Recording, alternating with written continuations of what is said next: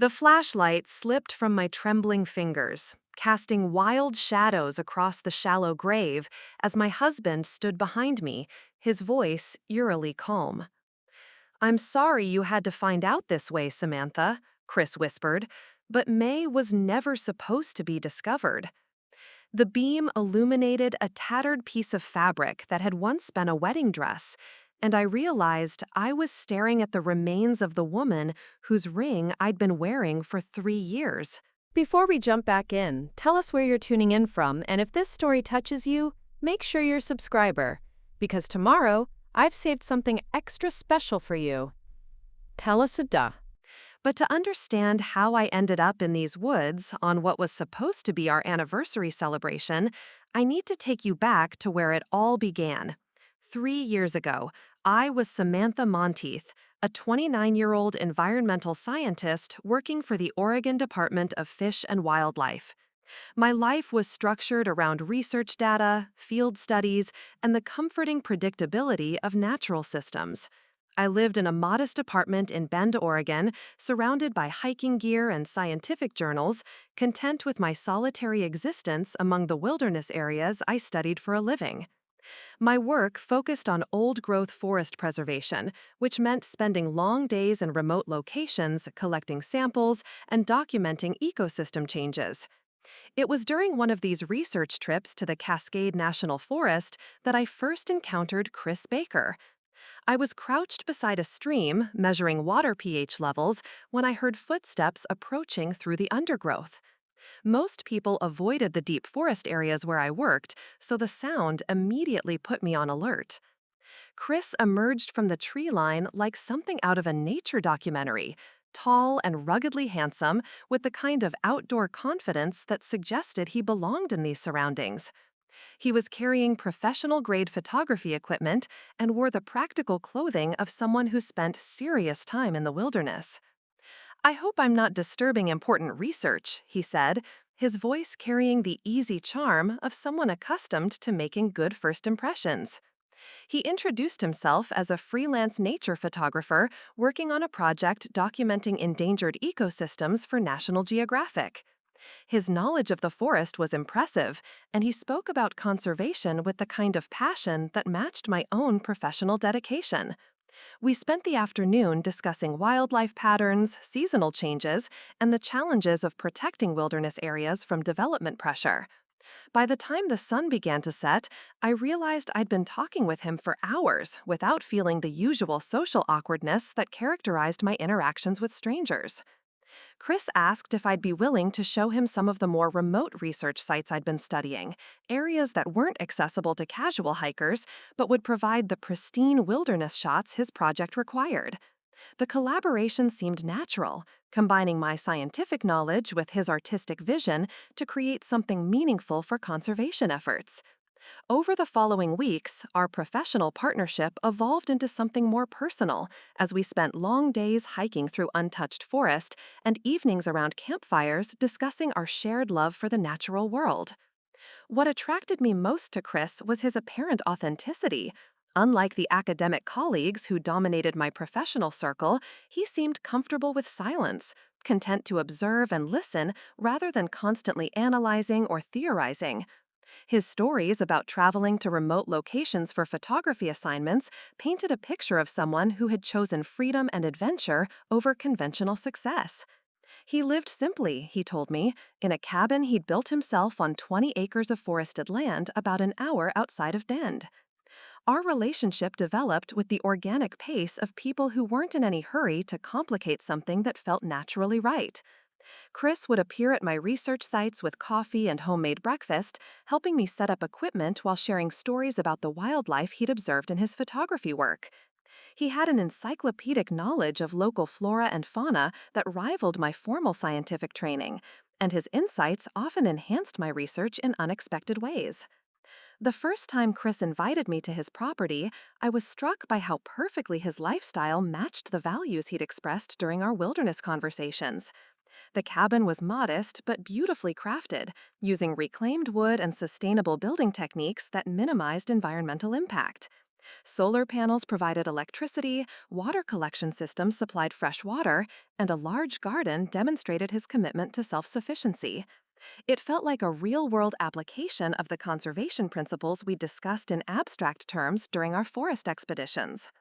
Chris's photography studio occupied a converted shed behind the main cabin, and the walls were lined with stunning images of wilderness areas from around the Pacific Northwest. His work had the kind of artistic quality that transcended simple documentation, capturing the emotional essence of places that were rapidly disappearing due to climate change and development pressure. Several of his photographs featured locations I recognized from my own research, but his artistic interpretation revealed beauty and significance that my scientific perspective had missed entirely. Living off-grid suited Chris in ways that went beyond environmental consciousness. He seemed genuinely content with the solitude and simplicity, more relaxed and centered than anyone I'd ever known. There was something almost meditative about the way he moved through his daily routines, whether he was tending his garden, working in his darkroom, or preparing meals from ingredients he'd grown himself. His lifestyle represented everything I admired about conservation in practice rather than just theory. Our courtship unfolded over months of shared wilderness adventures, quiet evenings in his cabin, and long conversations about building a life that reflected our environmental values. Chris was patient with my gradual adjustment to his remote lifestyle, understanding that someone accustomed to urban conveniences needed time to appreciate the rewards of self-sufficiency. He taught me practical skills like organic gardening, solar system maintenance, and food preservation techniques that my scientific training had never covered. When Chris proposed during a camping trip to Crater Lake, the setting felt perfect for marking our commitment to each other and to the wilderness we both loved. The engagement ring was a vintage piece he'd found at an estate sale, a simple gold band with a small diamond that he'd had reset in a more contemporary mounting. It belonged to someone who loved the outdoors as much as you do, he told me, slipping it onto my finger as we watched the sunrise over the lake's impossibly blue water. But there were subtle details about that ring, about his cabin, and about Chris himself that should have raised questions I was too infatuated to ask. Details that would eventually lead me to this moment in the woods, staring at fabric that matched the vintage style of the ring I'd been wearing, finally understanding why Chris had seemed so comfortable with solitude, and why his knowledge of the forest included places where bodies could disappear without a trace. The wedding took place 6 months after Chris's proposal, in a small ceremony at his cabin that perfectly reflected our shared values and his preference for privacy. Only a handful of people attended: my parents, my sister Jules, and a few close friends from my research work. Chris explained that his family lived on the East Coast and couldn't make the trip, showing me what appeared to be regretful emails from relatives who cited work commitments and travel expenses as reasons for their absence. At the time, his family's absence seemed disappointing, but understandable, especially given his stories about growing up in a large, scattered family that rarely gathered for major events. The ceremony itself was beautiful in its simplicity. We exchanged vows under towering Douglas firs, with a local justice of the peace officiating and my sister serving as photographer. Chris had insisted on keeping everything small and intimate, arguing that elaborate weddings were wasteful and contrary to our environmental principles. "The forest is our cathedral," he said during his vows, "and our love is blessed by everything that grows and lives in these mountains." His words moved me to tears, and I felt genuinely fortunate to have found someone whose vision for our future aligned so perfectly with my own values. Moving to Chris's cabin full-time required significant adjustments to my work routine, but my supervisor at Fish and Wildlife was accommodating about remote work arrangements. The forest locations I needed to study were actually more accessible from Chris's property than from my old apartment in Bend, and the solitude enhanced my ability to focus on research and writing. Chris converted part of his studio into an office space for me, complete with satellite internet and climate-controlled storage for my scientific equipment and samples. Our early married life had an almost fairy tale quality that made me feel like I'd discovered a secret about how relationships could work when both people shared genuine compatibility. Chris was attentive without being clingy, supportive of my career while pursuing his own projects with passion and dedication. We fell into comfortable routines that maximized our time together while respecting each other's professional needs. Mornings began with coffee on the cabin's wraparound porch, watching deer graze in the meadow while planning our respective workdays. Chris's photography business seemed to be thriving, with regular assignments from environmental magazines and conservation organizations. Preparing and narrating this story took us a lot of time, so if you are enjoying it, subscribe to our channel. It means a lot to us. Now back to the story. His images were increasingly featured in publications I read professionally, and he'd begun selling prints through a gallery in Portland that specialized in nature photography. The financial success allowed him to upgrade his equipment and take on more ambitious projects that required extended travel to remote locations. I admired his entrepreneurial spirit and artistic vision, feeling proud to be married to someone whose work contributed to conservation awareness. The first hint that something might be incomplete in Chris's personal history came during our second month of marriage, when I was organizing his filing cabinet to create space for my research materials. Among the photography contracts and equipment receipts, I found a folder labeled Personal Documents that contained what appeared to be incomplete records of his previous life. His birth certificate and college transcripts were there, but I noticed gaps in the timeline that didn't align with the stories he'd told me about his background and career development. When I asked Chris about the missing years between his college graduation and his move to Oregon, his explanation was vague but plausible. He'd spent time traveling internationally, he said, working as a freelance photographer in locations where formal documentation was minimal. I was young and idealistic, he told me with a self-deprecating smile. I thought I could save the world by documenting environmental destruction in developing countries. It took me a few years to realize that American wilderness needed just as much protection and that I could make a bigger impact working closer to home.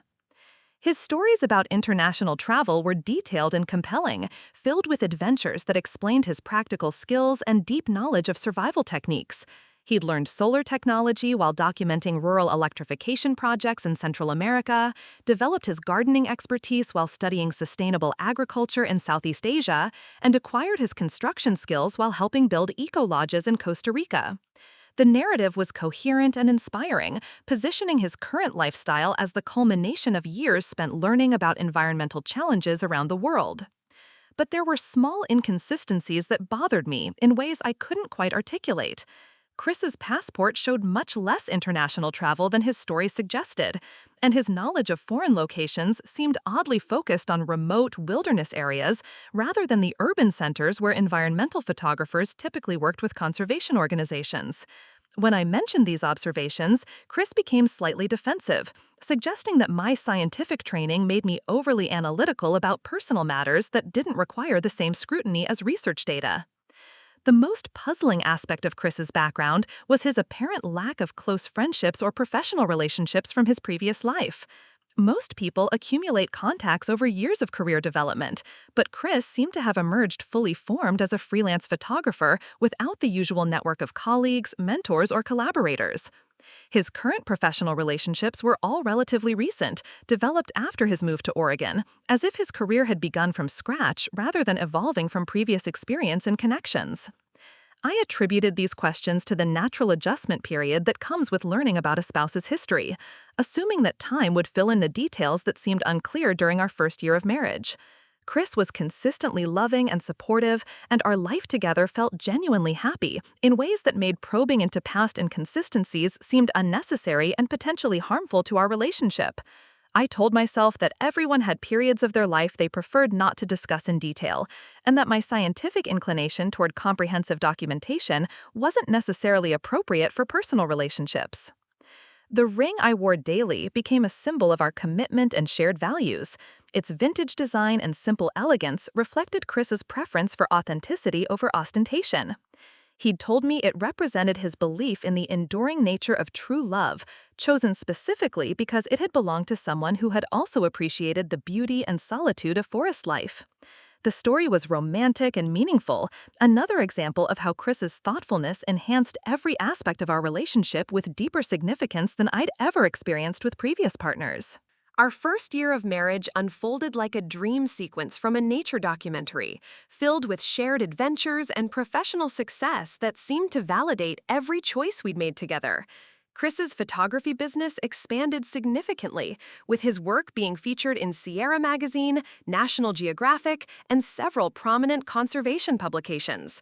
My research on old-growth forest ecosystems was gaining recognition within the scientific community, and the isolation of our cabin actually enhanced my productivity by eliminating urban distractions and providing immediate access to my study sites. We developed a rhythm that maximized both our individual achievements and our time together. Chris would often accompany me on research expeditions, using his photography skills to document the environmental changes I was measuring scientifically.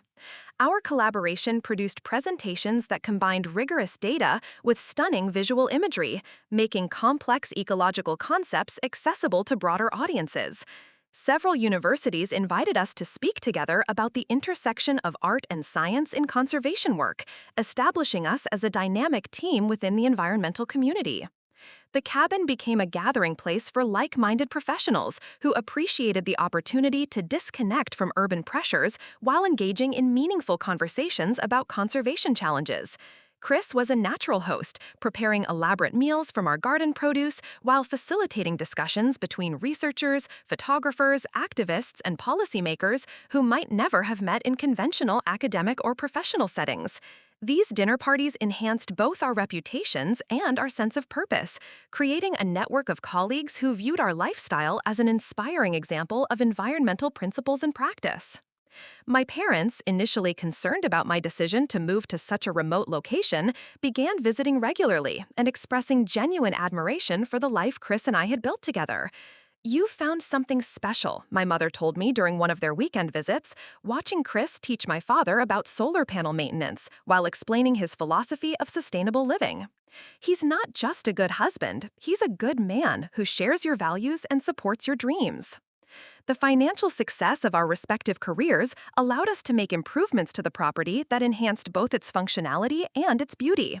We installed a more sophisticated water filtration system, expanded the solar array to support additional equipment, and built a greenhouse that extended our growing season while providing a controlled environment for Chris's more delicate plant photography subjects. Each upgrade was carefully researched and implemented to minimize environmental impact while maximizing self-sufficiency. Chris's knowledge of the local forest seemed encyclopedic, encompassing everything from seasonal wildlife patterns to the location of hidden waterfalls and pristine meadows that didn't appear on any official maps. He guided me to research sites that provided ideal conditions for my studies, often knowing exactly where to find specific plant species or geological formations that supported my ecological theories. His familiarity with the terrain was invaluable for my work and demonstrated a deep connection to the land that I found both professionally useful and personally attractive. Our social life expanded to include other couples who shared our environmental values and appreciation for wilderness living. Sarah and Leon Forsyth lived on a similar off-grid property about 30 miles away, where they raised organic livestock and operated a small farm-to-table restaurant that featured locally sourced ingredients. Curtis and Blythe Bell had built an eco-friendly retreat center that hosted workshops on sustainable living practices. These friendships provided community without compromising the solitude that both Chris and I valued, creating a social network that supported rather than intruded upon our chosen lifestyle. The second year of our marriage brought professional recognition that exceeded our individual expectations. Chris's photography book, Disappearing Wilderness, was published by a major environmental press and received critical acclaim for its combination of artistic excellence and conservation messaging. My research paper on old-growth forest carbon sequestration was accepted by the Journal of Environmental Science and cited in several policy papers about climate change mitigation strategies. We were both invited to serve on advisory committees for environmental organizations, expanding our influence beyond our immediate professional circles. The second year of our marriage brought professional recognition that exceeded our individual expectations. Chris's photography book, Disappearing Wilderness, was published by a major environmental press and received critical acclaim for its combination of artistic excellence and conservation messaging. My research paper on old-growth forest carbon sequestration was accepted by the Journal of Environmental Science and cited in several policy papers about climate change mitigation strategies. We were both invited to serve on advisory committees for environmental organizations, expanding our influence beyond our immediate professional circles. Media attention followed our professional success, with feature articles in Outside Magazine and Sunset Magazine highlighting our lifestyle as an example of how environmental professionals could practice what they preached. The articles portrayed us as a power couple in the conservation movement, successfully balancing demanding careers with a commitment to sustainable living that walked the walk rather than just talking the talk. The positive coverage enhanced both our reputations and our business opportunities, creating a virtuous cycle of success and recognition. Chris seemed to thrive on the attention and recognition, though he was careful to maintain the humble, down-to-earth persona that had attracted me initially. He handled interviews and public appearances with natural charisma, articulating his environmental philosophy in ways that inspired rather than preached. Watching him speak at conservation conferences or lead tours of our property for visiting journalists, I felt proud to be married to someone whose passion and expertise commanded such respect from colleagues and media representatives. Our personal relationship remained strong despite increasing professional demands, with Chris consistently prioritizing our marriage over career opportunities that would require extended separation. When National Geographic offered him a 3-month assignment photographing Arctic wildlife, he declined because it would conflict with my critical research season. "We're partners in everything," he told me when I suggested he should take the assignment. "Success means nothing if we're not building it together." The property itself became a kind of showcase for sustainable living practices, attracting visitors from environmental organizations, academic institutions, and government agencies who wanted to see renewable energy and conservation techniques in practical application. Chris took pride in conducting tours that demonstrated how individual choices could reduce environmental impact while maintaining modern conveniences and professional productivity. His presentations were informative and inspiring, positioning our lifestyle as achievable rather than requiring impossible sacrifices. By the end of our second year together, we had achieved the kind of life integration that most couples spend decades trying to find.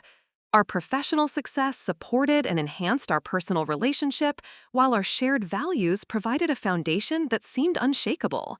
We were living proof that environmental principles and modern life could coexist beautifully, building something meaningful that contributed to both conservation efforts and our own happiness.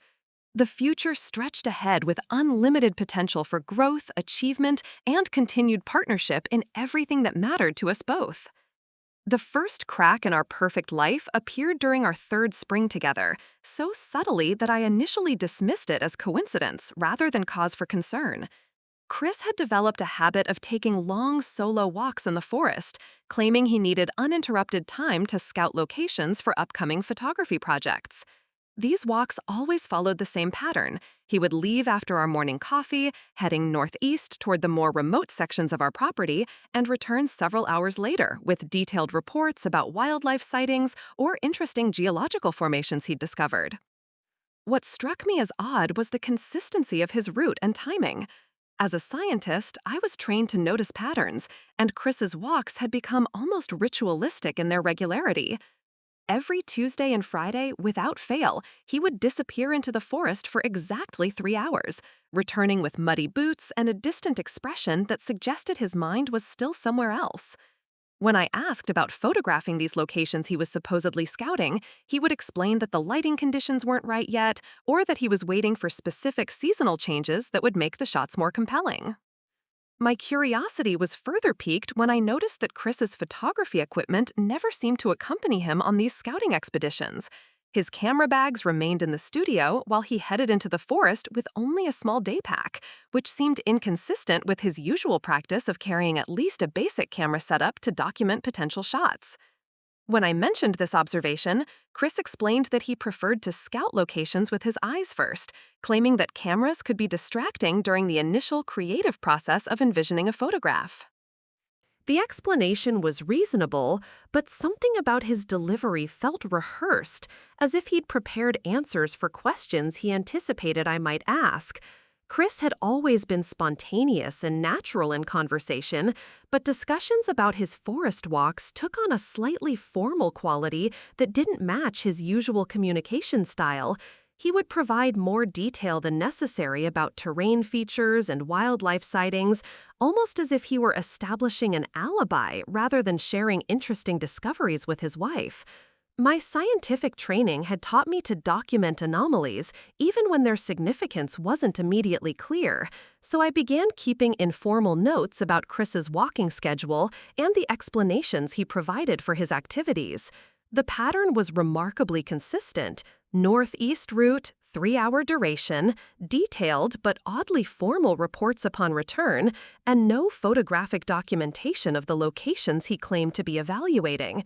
The regularity suggested purpose rather than casual exploration, but I couldn't identify what that purpose might be. During one of his Tuesday walks, I decided to conduct my own exploration of our property's northeastern section, partly out of scientific curiosity and partly to understand what features made that area so consistently attractive to Chris's scouting activities. The terrain was more rugged than other parts of our land, with steep ravines and dense undergrowth that would make it challenging for photography work. The forest was older and darker, with massive tree trunks and minimal understory vegetation that created an almost cathedral-like atmosphere. About 2 miles from our cabin, I discovered a small clearing that showed signs of regular human activity. The ground was worn smooth in certain spots, and I found evidence of recent campfires that hadn't been mentioned in any of Chris's reports about his walks. More puzzling were several small objects partially buried in the soft earth around the clearing's perimeter: a tarnished silver bracelet, a woman's hair clip, and what appeared to be pieces of fabric that had been weathered by exposure to the elements. When I mentioned my discovery to Chris that evening, his reaction was more intense than the situation seemed to warrant. He became visibly agitated, insisting that the objects were probably left by previous property owners or by hikers who had trespassed on our land. His explanation was plausible, but his emotional response was disproportionate to my casual observation about finding some old jewelry and fabric scraps. Chris had always been calm and measured in his reactions, so his obvious distress about my forest exploration was both surprising and concerning. The conversation about the clearing marked a subtle shift in our relationship dynamic. Chris became more protective of his walking routine, sometimes leaving earlier than usual or taking longer routes that would be more difficult for me to accidentally encounter. He also began asking more detailed questions about my own research activities, showing particular interest in which areas of our property I planned to study and when I would be working in various locations. I noticed changes in Chris's photography work as well. His recent images seemed less inspired than his earlier portfolio, lacking the passionate connection to wilderness subjects that had characterized his most successful pieces. Several magazine editors who had previously worked with him regularly began commissioning other photographers for projects that would normally have been offered to Chris first. When I asked about the decline in assignments, he attributed it to market saturation and changing editorial preferences, but his explanations seemed to lack conviction. Sleep became more elusive for Chris during this period, with restless nights that left him tired and somewhat irritable during our morning routines. He would often wake before dawn and sit on the porch drinking coffee, staring into the forest with an expression I couldn't interpret. When I joined him during these early morning vigils, he would claim he was watching for wildlife or thinking about composition ideas, but his attention seemed focused on something specific rather than general observation. The most disturbing change was Chris's reaction to unexpected visitors or phone calls. He had always been welcoming to friends and colleagues who stopped by our cabin, but he became increasingly anxious about unannounced visitors or calls from numbers he didn't recognize. His previous openness and hospitality were replaced by careful screening of visitors and reluctance to invite new people to our property, as if he were protecting something that required privacy and security. These changes were individually minor and potentially explicable by normal life stresses, but collectively they represented a departure from the Chris I had married. The confident, open man who had attracted me with his authenticity and natural ease was being replaced by someone who seemed burdened by concerns he couldn't or wouldn't share with me. The transformation of our relationship accelerated during the 4th year of marriage, with changes that went far beyond Chris's mysterious forest walks. He began implementing what he called security improvements around our property, installing motion sensor lights along the perimeter and suggesting we upgrade our solar system to support a more comprehensive surveillance setup. When I questioned the necessity of such measures in our remote location, Chris cited increasing concerns about vandalism and theft in rural areas, showing me news articles about break-ins at isolated properties that seemed to support his anxiety. But the security measures felt excessive for our situation and inconsistent with the open, trusting approach to wilderness living that had originally attracted me to Chris's lifestyle. The motion sensors were positioned to monitor approaches from the forest rather than the main access road, suggesting that his concerns focused on people emerging from the woods rather than conventional visitors or potential burglars. When I pointed out this unusual configuration, Chris explained that experienced thieves would avoid obvious routes and approach through the forest to avoid detection. More troubling was Chris's growing insistence on controlling my work schedule and location choices. He began expressing concerns about my safety during solo research trips, suggesting that I should coordinate my fieldwork with his photography schedule so we could travel together to remote locations. His protective attitude might have seemed caring, but it represented a significant departure from his previous respect for my professional independence and expertise in wilderness safety protocols. The restrictions became more explicit when Chris suggested I should avoid the northeastern sections of our property entirely, claiming he'd observed increased wildlife activity that could pose safety risks.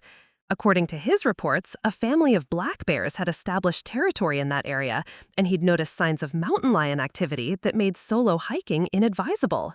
These warnings might have been legitimate, but they conveniently encompassed the exact locations where I'd discovered the clearing with its mysterious artifacts. I began to notice that Chris's stories about his background contained subtle inconsistencies that hadn't been apparent during our earlier relationship.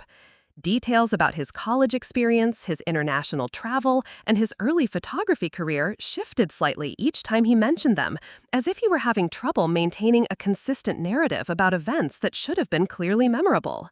When I asked for clarification about specific discrepancies, he would become defensive, suggesting that my scientific training made me unnecessarily pedantic about casual conversation. The most concerning development was Chris's reaction to my sister Jules's announcement that she was planning to visit us for an extended weekend. In the past, he had always welcomed my family warmly, but his response to Jules's visit was marked by obvious anxiety and several attempts to suggest alternative timing that would be more convenient. When Jules confirmed her travel dates, Chris began obsessively cleaning and organizing areas of the cabin that were already immaculate, as if preparing for some kind of inspection rather than a casual family visit. During Jules's stay, I observed Chris's behavior with the heightened awareness that comes from seeing familiar patterns through fresh eyes. His conversation was more carefully controlled than usual, avoiding topics related to our property, his forest walks, or any aspects of our life that might invite detailed questions. He seemed particularly uncomfortable when Jules expressed interest in exploring our land, quickly volunteering to give her guided tours that would keep her away from areas he preferred to keep private. Jules, who had a background in psychology and had always been perceptive about interpersonal dynamics, pulled me aside on her second day to express concerns about changes she'd observed in both Chris and our relationship. "He seems tense in a way that doesn't match the relaxed person I met at your wedding," she said carefully. "And you seem to be walking on eggshells around certain topics. Is everything okay between you two?" Her observations forced me to acknowledge patterns I'd been rationalizing as normal adjustments to married life. Chris had become controlling in subtle ways that gradually restricted my freedom without overt confrontation. My work had become subject to his approval and scheduling preferences. My social interactions were monitored and subtly discouraged if they didn't align with his comfort level. Even my exploration of our own property had been curtailed through his warnings about safety risks that never materialized during my previous years of independent wilderness research. The evening Jules left, I made a decision that would ultimately change everything. Instead of continuing to rationalize Chris's behavior or accept his explanations for the growing restrictions and inconsistencies, I decided to approach our relationship problems with the same systematic methodology I used in my scientific work. I would document patterns, gather evidence, and test hypotheses about what was really happening in our marriage and on our property. That night, I began keeping a detailed journal of Chris's activities, conversations, and behavioral changes, treating our relationship like a research project that required objective analysis rather than emotional interpretation. The revelation that would shatter my carefully constructed reality came 3 weeks after Jules's departure, during what should have been a routine equipment maintenance check. I was calibrating my field instruments in the cabin's converted office space when I discovered that several items from my research kit were missing. Specifically, my soil pH testing strips, specimen collection bags, and a small trowel that I used for sampling had disappeared from their designated storage locations. While looking for the missing equipment, I conducted a thorough search of Chris's photography studio, assuming he might have borrowed items for some project without mentioning it. What I found instead, hidden beneath a stack of unused canvas prints, was a folder containing photographs that made my blood run cold. These weren't nature photographs or artistic compositions, but documentation images that showed the clearing I'd discovered, taken from multiple angles with the methodical precision of crime scene photography. The photographs revealed details I'd missed during my brief exploration of the site. Several images showed the ground disturbed in ways that suggested systematic excavation and replacement of soil. Others focused on the artifacts I'd found, but the positioning and lighting indicated they had been photographed in their original buried locations before being partially exposed. Most disturbing was a photograph that showed my missing research equipment arranged around the clearing's perimeter, as if Chris had been using my scientific tools to conduct his own investigation of the site. The final photograph in the sequence showed a close-up of what appeared to be human remains, partially exposed in the disturbed soil. The image quality was sharp enough to reveal unmistakable details: a finger bone still wearing a ring, fabric that had once been clothing, and what might have been strands of hair preserved by the acidic forest soil. My scientific training allowed me to recognize these as human remains, even while my emotional mind reeled from the implications of finding such documentation hidden in my husband's studio. With trembling hands, I photographed each image with my phone, creating a backup record before returning everything to its original position in Chris's studio. The implications were staggering and terrible, but I forced myself to think systematically about what this evidence meant. Chris knew about human remains on our property, had been visiting and documenting the burial site regularly, and had been using my equipment to conduct some form of analysis or investigation that he'd kept completely secret from me. The timeline suddenly made horrific sense. Chris's regular forest walks followed a schedule that would allow him to monitor and maintain the burial site. His anxiety about my exploration of that area reflected legitimate concern about discovery, not imaginary wildlife dangers. His recent behavioral changes indicated the stress of maintaining a secret that could destroy everything we'd built together. The security measures weren't about protecting our property from intruders, but about preventing anyone from accessing areas that contained evidence of something terrible.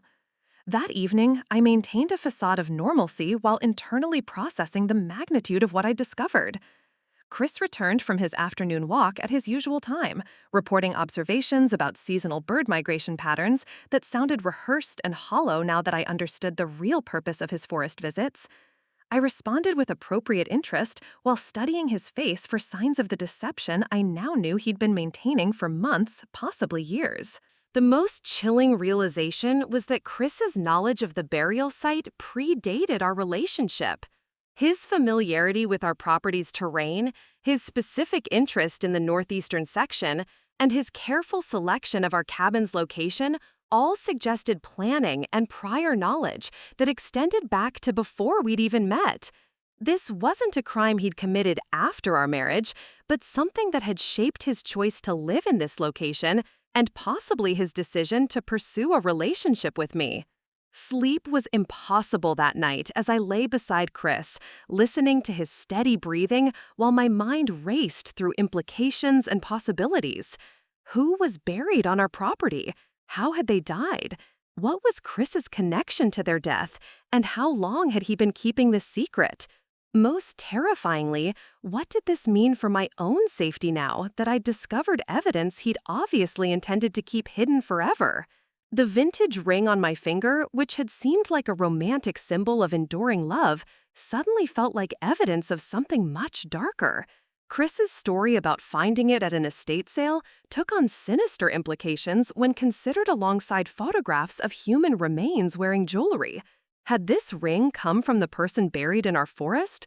Was I wearing a dead woman's wedding ring without knowing it? By morning, I'd made a decision that would require careful planning and absolute secrecy. I needed to learn everything possible about the burial site, the identity of the deceased, and Chris's connection to their death.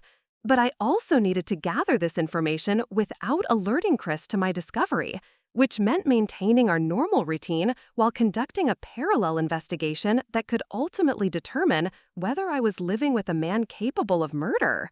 My investigation began with the methodical approach I'd learned through years of scientific research, treating the discovery like a complex ecological study that required careful data collection and analysis.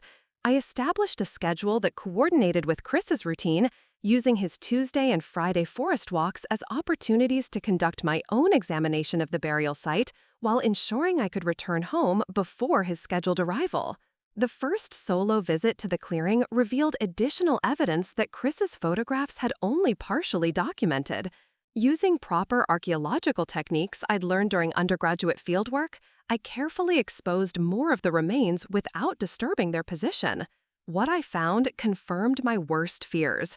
This was definitely a human burial, and the preservation of organic materials suggested the body had been interred within the last 5 to 7 years.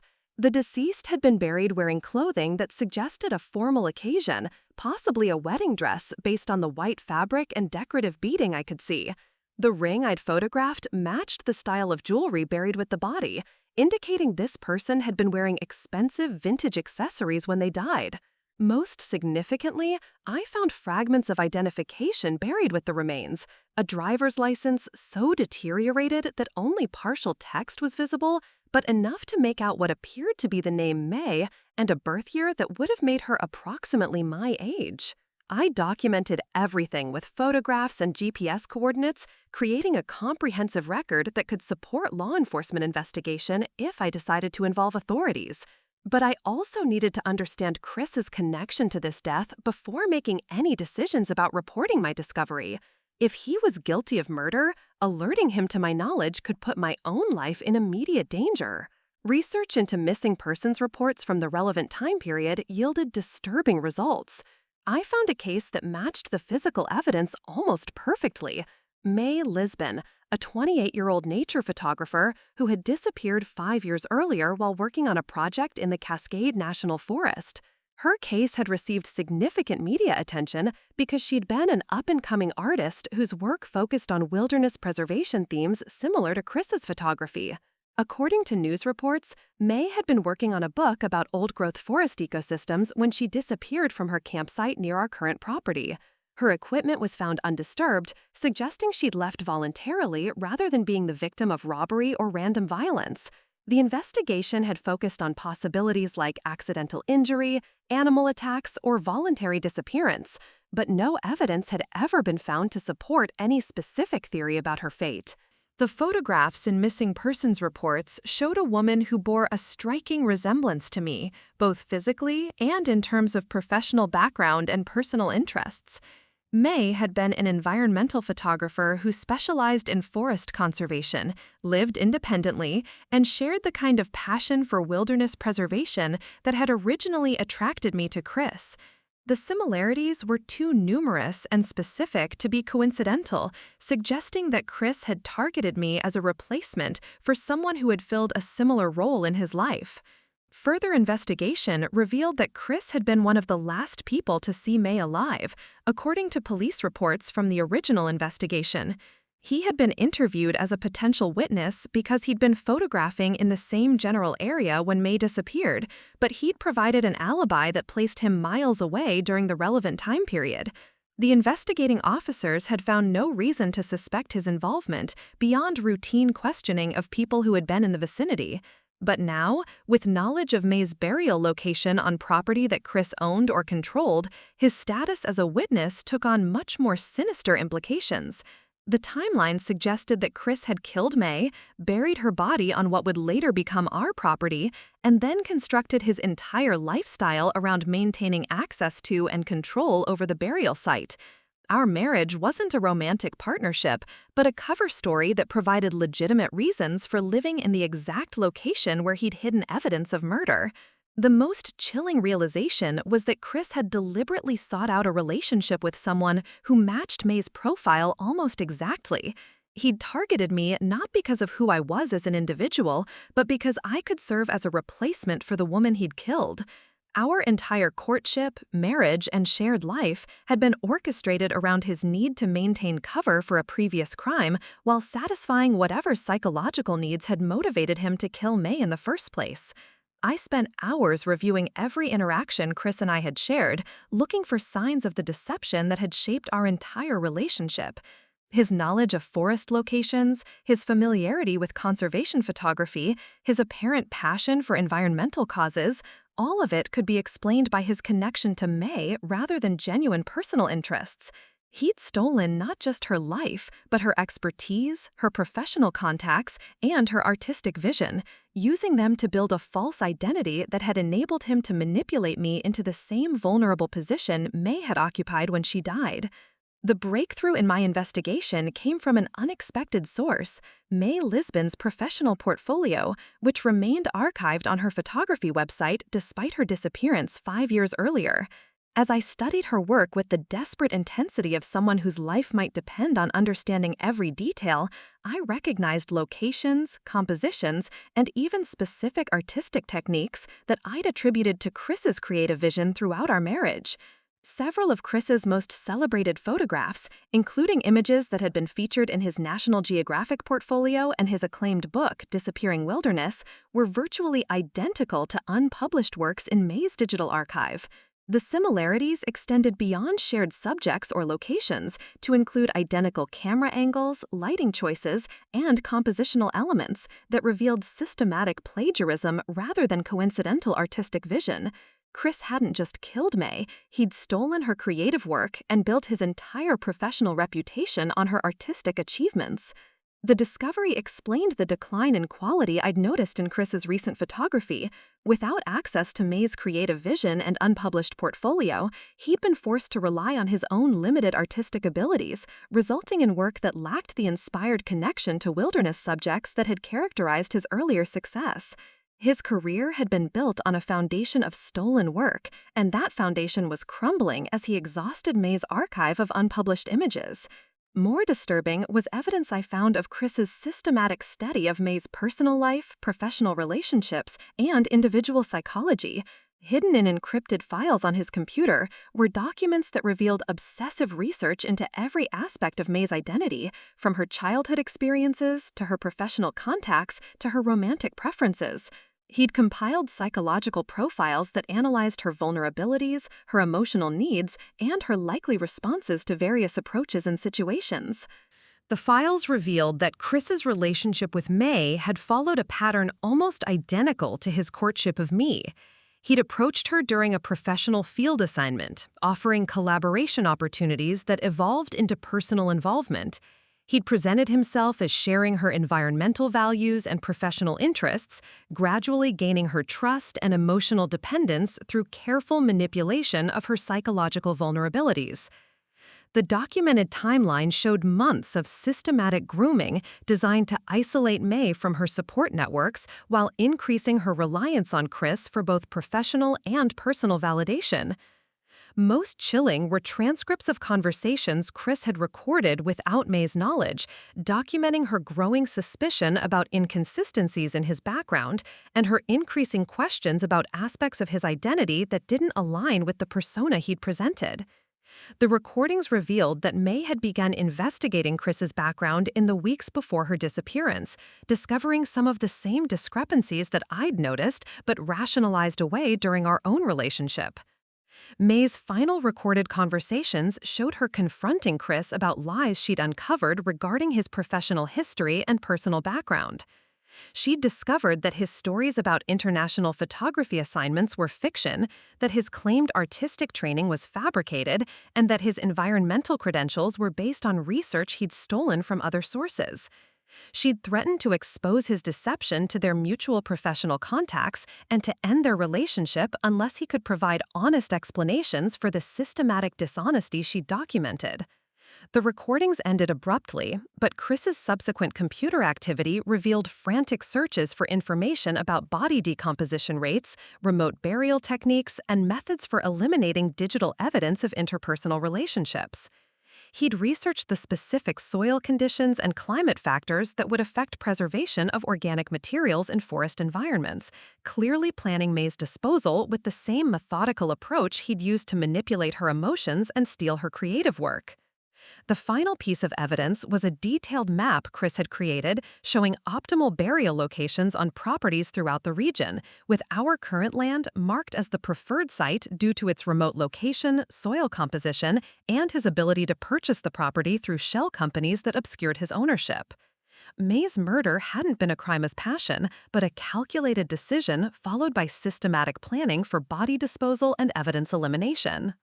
I realized that my own marriage had been part of Chris's long-term strategy for maintaining control over the burial site while establishing a legitimate reason for living in such a remote location. My environmental credentials and professional reputation provided cover for his continued residence near May's grave, while my research activities gave him opportunities to monitor the burial site under the guise of supporting my scientific work. I wasn't his wife. I was an unwitting accomplice in maintaining his cover story for murder. The most terrifying implication was that Chris's pattern suggested I might be approaching the same fate that had befallen May. My growing suspicions about inconsistencies in his background, my discovery of the burial site, and my questions about his mysterious forest walks paralleled May's investigation of his deception in the months before her death. If Chris realized that I'd uncovered evidence of May's murder, he might decide that eliminating me was necessary to protect his secret, just as he'd apparently concluded with May 5 years earlier. The transformation from terrified victim to strategic planner required every ounce of discipline my scientific training had instilled. I forced myself to approach my situation like a complex research problem that demanded methodical preparation rather than emotional reaction. Chris had succeeded with May because she'd confronted him directly about her discoveries, giving him the opportunity to eliminate her before she could expose his deception. I wouldn't make the same mistake. My first priority was creating a comprehensive backup of all evidence I'd gathered, stored in multiple locations that Chris couldn't access or control. I uploaded encrypted files to cloud storage accounts he didn't know existed, mailed physical copies to my sister Jules with instructions to open them only if something happened to me, and deposited a detailed written account with my attorney in Bend under the guise of updating my will. If Chris killed me, the evidence would surface automatically through systems he couldn't manipulate or destroy. The transformation from terrified victim to strategic planner required every ounce of discipline my scientific training had instilled. I forced myself to approach my situation like a complex research problem that demanded methodical preparation rather than emotional reaction. Chris had succeeded with May because she'd confronted him directly about her discoveries, giving him the opportunity to eliminate her before she could expose his deception. I wouldn't make the same mistake. My first priority was creating a comprehensive backup of all evidence I'd gathered, stored in multiple locations that Chris couldn't access or control.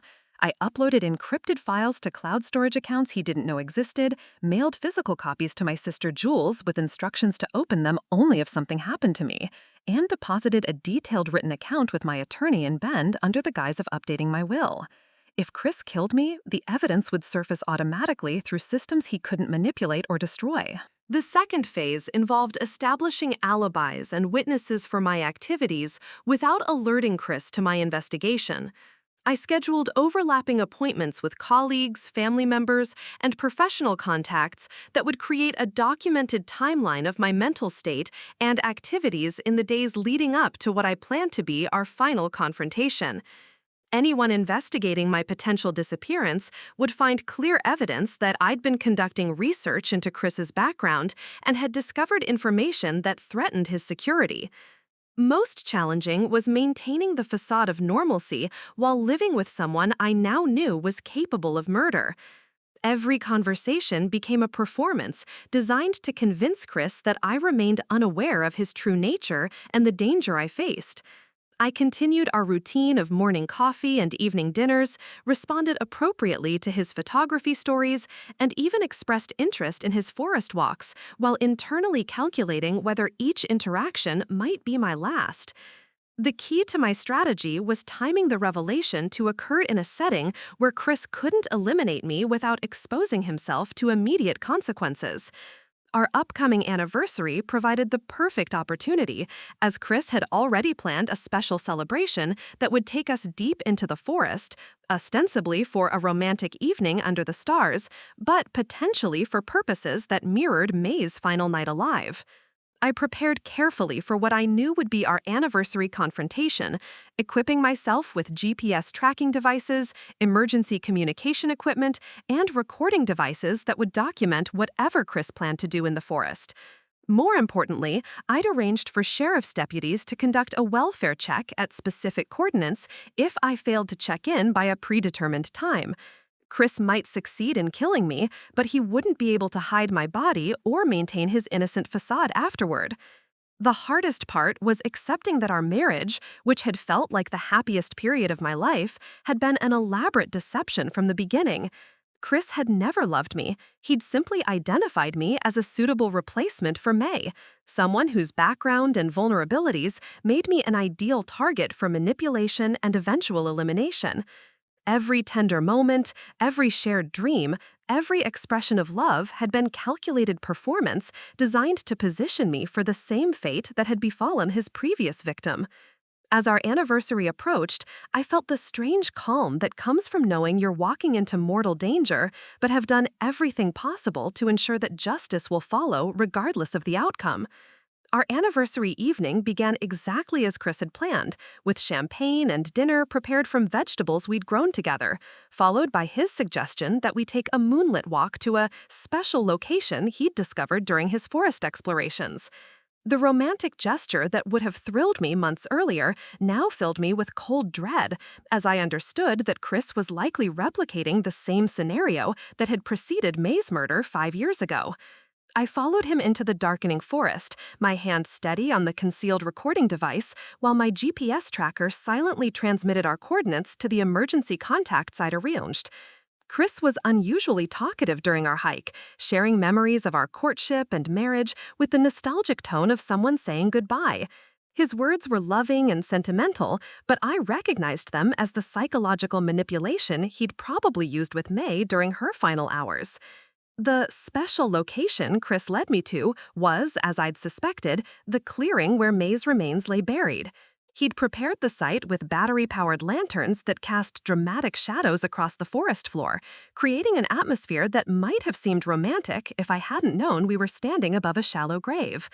Chris produced a small camping shovel from his backpack, explaining that he wanted to show me something important he'd discovered during his walks. "I've been keeping a secret from you, Samantha," Chris said, his voice carrying the same calm tone he'd used during thousands of ordinary conversations throughout our marriage. "There's something buried here that explains why I chose this property, why I needed to live in exactly this location." He began digging with practiced efficiency, quickly exposing the deteriorated fabric and human remains that I'd already discovered during my secret investigation. The moment I'd been preparing for had arrived, and I felt the strange clarity that comes from confronting a long-anticipated crisis. "I know who that is, Chris," I said, my voice steadier than I'd expected. "Her name was May Lisbon, and you killed her 5 years ago after she discovered that your entire identity was built on lies and stolen work." Chris's expression shifted through surprise, calculation, and finally resignation as he realized that his carefully maintained deception had been exposed. "How long have you known?" he asked, setting down the shovel with the weary acceptance of someone whose elaborate plans had finally collapsed. "Long enough to document everything," I replied, producing my phone to show him photographs of his hidden files, May's plagiarized artwork, and the evidence I'd gathered about his systematic deception. long enough to ensure that killing me won't solve your problem the way it did with May. Too many people know what I've discovered, and my disappearance will trigger investigations you can't control or manipulate." Chris studied my face in the lantern light, perhaps looking for signs of the fear and vulnerability he'd exploited so successfully in the past. Instead, he saw someone who had transformed from victim to adversary, who understood his psychology and had prepared for this confrontation with the same methodical planning he'd used to orchestrate May's death. For the first time since I'd known him, Chris looked genuinely uncertain about his ability to control the outcome of a situation he'd carefully orchestrated. Chris's reaction to my revelation was not the explosive violence I'd anticipated, but a chilling calmness that suggested he was calculating his remaining options with the same methodical precision he'd applied to covering up May's murder. "You've been thorough," he said, examining the evidence on my phone with what appeared to be professional admiration. "More thorough than May was. She confronted me with suspicions and theories, but you've built a comprehensive case." The admission was both confession and threat, confirming my worst fears while revealing that Chris viewed my investigation as a challenge to be solved rather than a moral reckoning to be faced. He began circling the exposed gravesite, his movements predatory despite his conversational tone. "The question now is whether your preparations are as comprehensive as you believe, or whether there are still variables you haven't considered." My emergency protocol activated exactly as planned when I failed to transmit the safety signal at the predetermined time. The first sign was the distant sound of helicopter rotors approaching our location, followed by the powerful beams of searchlights cutting through the forest canopy. Chris's expression shifted from calculating confidence to genuine panic as he realized that my preparations extended beyond documentation to include real-time law enforcement response. Sheriff's deputies emerged from multiple directions, having used my GPS coordinates to surround the clearing while Chris was focused on his attempted psychological manipulation. The tactical team moved with professional efficiency, securing the scene and separating Chris from me before he could react to the sudden shift in circumstances. His carefully planned anniversary celebration had become a crime scene with armed officers, forensic equipment, and emergency medical personnel responding to what they'd been briefed was an active threat situation. The arrest was almost anticlimactic after months of growing terror and weeks of preparation. Chris offered no resistance as deputies read him his rights, his demeanor shifting to the detached compliance of someone who understood that his elaborate deception had finally collapsed completely. He even provided directions to additional evidence he'd hidden on the property, perhaps recognizing that cooperation might influence his eventual sentencing. May's remains were recovered with the dignity and professional care she'd been denied 5 years earlier. Forensic analysis would confirm what my investigation had already established. She'd been murdered and buried on what was then Chris's recently acquired property, her death carefully planned and executed to eliminate a threat to his fabricated identity. The evidence I'd gathered provided prosecutors with a comprehensive case that made conviction virtually certain. The media response was immediate and intense, transforming our remote cabin into the center of a criminal investigation that attracted national attention. The story had elements that fascinated the public: a successful environmental photographer revealed as a murderer, a second wife who'd uncovered evidence of her husband's previous crime, and a dramatic forest confrontation that had prevented a second murder. News crews established temporary camps along our access road while reporters sought interviews with anyone connected to the case. My own role evolved from victim to witness to reluctant public figure as the investigation expanded to examine other missing persons cases that might be connected to Chris's activities. Law enforcement agencies in multiple states began reviewing unsolved disappearances of young women who matched the profile Chris had apparently preferred: independent professionals working in environmental fields who lived alone and had limited family connections. 5 years after that terrifying anniversary night in the forest, I stood in the lecture hall at Oregon State University addressing a packed auditorium of criminology students, law enforcement professionals, and domestic violence advocates. The topic of my presentation was recognizing and surviving intimate partner deception, a subject I'd become uniquely qualified to discuss through experience no one would choose, but many people desperately needed to understand. My life had been rebuilt from the foundation up, starting with a new identity as Dr. Samantha Monteith Maxton, having reclaimed my maiden name while earning a doctorate in forensic psychology that helped me understand the predatory patterns I'd survived. The remote cabin where I'd lived with Chris had been sold, with proceeds donated to organizations supporting families of missing persons. I'd relocated to Portland, where my combination of scientific training and lived experience with criminal manipulation opened doors to consulting work with law enforcement agencies across the Pacific Northwest. The trial had been a media sensation that lasted 8 months, with Chris ultimately convicted on charges including first-degree murder, fraud, identity theft, and conspiracy. Evidence I'd gathered had been crucial to securing his conviction, but the legal process had also revealed additional victims whose cases had previously been classified as missing persons or accidental deaths. Chris's pattern of targeting isolated professional women extended back at least a decade, with May Lisbon being his most recent victim before he'd selected me as her replacement. During the sentencing phase, I'd provided victim impact testimony that focused not on anger or revenge, but on the systematic nature of Chris's deception and the importance of recognizing manipulation tactics before they escalate to violence. My statement had been widely quoted in articles about domestic abuse within seemingly successful relationships, helping to expand public understanding of how predators operate within professional and social contexts that provide cover for their activities. Professional recognition had followed naturally from my unique perspective on criminal psychology and survivor advocacy. I'd published research papers on intimate partner fraud, testified before state legislative committees about improving missing persons investigations, and developed training programs for law enforcement officers who respond to domestic violence calls. The work was emotionally challenging but deeply meaningful, transforming my traumatic experience into expertise that could protect other potential victims. Personal healing had taken longer and required more conscious effort than professional success. Therapy, support groups, and careful reconstruction of my ability to trust had gradually restored my faith in authentic human connection. I'd eventually remarried, choosing Curtis Bell, a divorce attorney whose own experience with manipulative clients had taught him to recognize and respect the boundaries that survivors need to maintain their psychological safety.